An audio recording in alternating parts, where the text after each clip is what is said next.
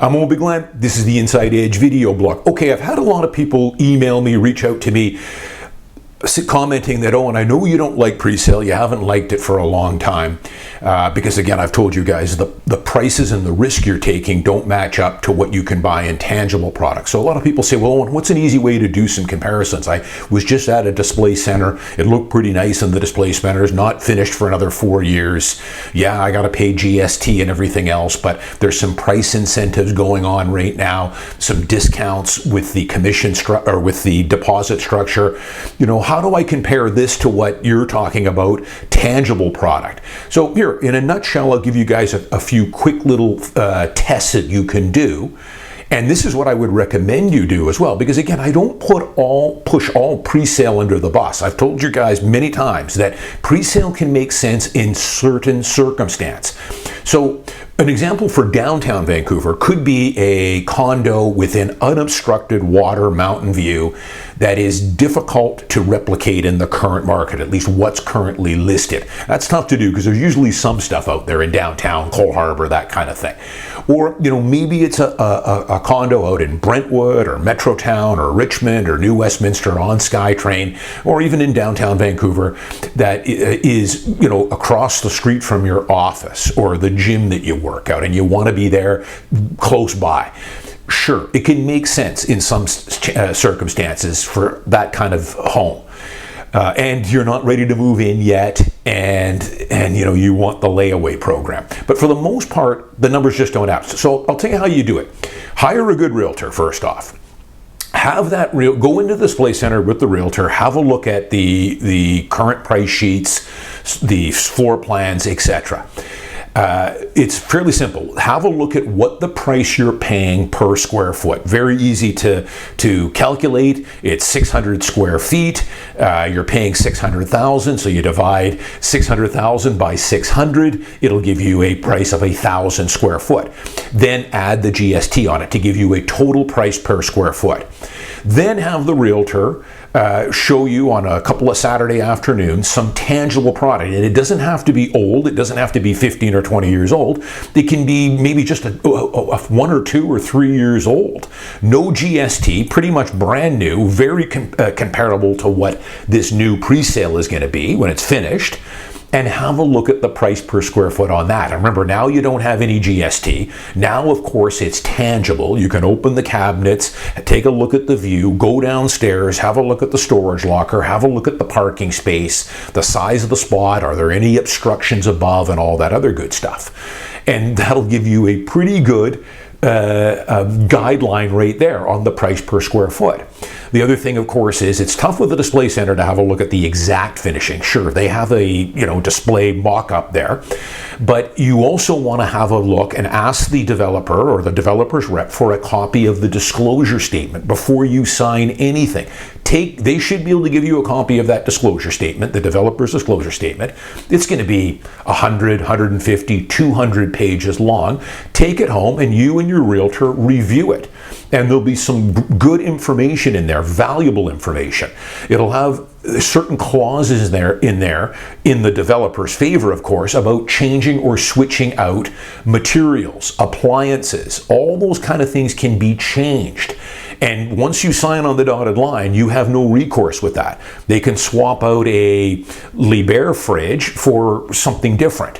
So those are, and same thing with the countertops and the cabinets. They reserve the right to that because it's not going to be built for 3 or 4 or 5 more years. Things can change, supply channels can change, and all that stuff. The other thing, of course, you want to review the deposit structure. 5% down now wins the next 5% or 5% after that. I'll get you into some incentives here that they're doing out in Brentwood on the deposits. So you want to know exactly what is due as far as deposits, how much, and when they're due. The other big one you always want to look at too is the estimated completion date. But go further, dig a little deeper into that disclosure document, and they're going to have what's called an outside date or a drop dead date.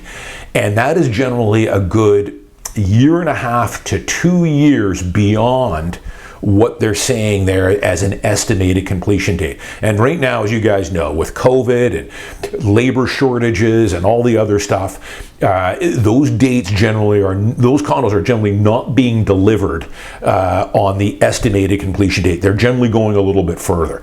Developers have about 2 years there. And after 2 years past that date, if it's still not delivered, you can petition to get your deposits back and terminate the deal. But again, they really pad in a lot of extra time there. So those are the things that I would recommend you do. Just do some simple comparisons. And a lot of this you can do on your own without a realtor. You can go in the display center, get the price sheets, have a look at what it's going to cost you on a price per square foot basis, including the GST.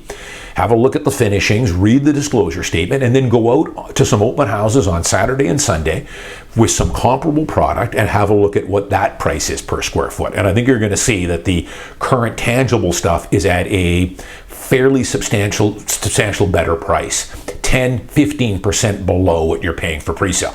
And of course, with the tangible product, you can move into it now. You can negotiate a price off that asking price. Sometimes 10, 20, 30, 40, 50,000 below what their asking price is, depends on the home. You can move into it in 5 weeks, 6 weeks, 7 weeks, whenever you're ready, and it's tangible. You can get a home inspection done, and you're actually looking at what you're going to buy, which you do not get on a pre-sale. A couple of quick things here. I've talked to you guys, the developers, of course, are hurting right now. It's a tough pre-sale market, as you guys know, because, again, the big one is the price. The price that these developers have to deliver this product at is generally higher than what comparable tangible product is at. So they're offering incentives. A few things that just came across my desk here. I see some developments along the Canby corridor there.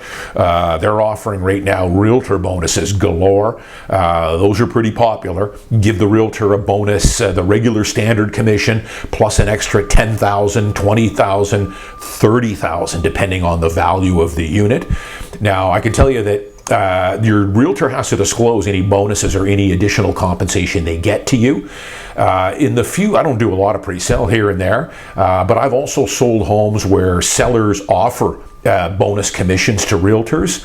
I've always given that back to my buyers, always. I think a lot of realtors do that. If they're getting a $10K bonus, we'll negotiate the best price we can, and then I'll give my buyers, I will credit them with that bonus they were giving me. I'll just take the standard commission. That's the way I work. But I see Brentwood here now, amazing Brentwood, they're offering some discounts on the deposit structure. Right now I'm seeing some 5% down now, another 3% in 18 months, and that's it. So 8% instead of the normal 20, and they're also kicking in $20,000 realtor bonuses, which hopefully your realtor would rebate back to you. So there's some discounts structures going on the deposits, which is to be expected, and bonus commissions, and I expect that to get more favorable moving forward on these pre-sales. They've dropped the GST, of course, for first-time purchasers as well. So there'll be more incentives like that. They've got to clear inventory on these pre-sales, so I'd be patient, probably wait for some more incentives as you move into the fall and into this winter. I'm Owen Bigland.